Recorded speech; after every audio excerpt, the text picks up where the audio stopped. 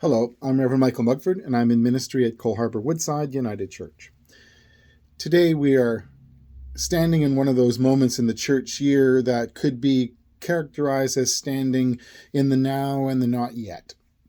This is a phrase that's often used to describe the time of the year, which is just after the reign of Christ Sunday, the last Sunday of the church year, and the first Sunday of Advent, the beginning of the new liturgical year.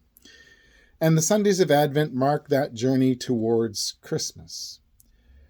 Author Amy Freichholm writes that we are entering the season of Advent, and the gospel for this week is layered with and haunted by so many kinds of time that it's hard to get them straight. Now, the first type of or kind of time that we might call upon is apocalyptic time. In everyday language, we use the term apocalypse to speak of a total destruction of the world, the end of the world, or at the very least, a destructive event that leaves significant damage in its wake. In terms of biblical apocalypse, we're speaking of events that dismantle or divide the veil between the heavenly realm and the earthly realm.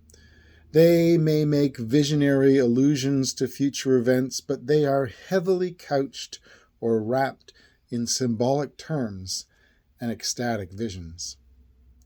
Amy Freichholm then writes that the second way of speaking can be characterized by the biblical phrase, as in the days of Noah. And this is not about looking to an event of the future to envision, but rather a recollection of the cataclysms in the past that shaped and changed everything that people knew. In modern times, we might look to the COVID pandemic. Previous generations might think of the First or the Second War. They are stories we tell and tell again that are touchstones to help us explain a little bit of why things are the way they are. It surpasses chronological time and becomes in and of itself timeless. It is, Freichholm writes, what we learn from the past is somehow implicated in what we can anticipate for the future. When we speak of God, however, there's a different type of time that applies to God's work and God's actions. The Apostle Paul called it kairos, or the appointed time, or the ripened time. For us, there is only one response to kairos time.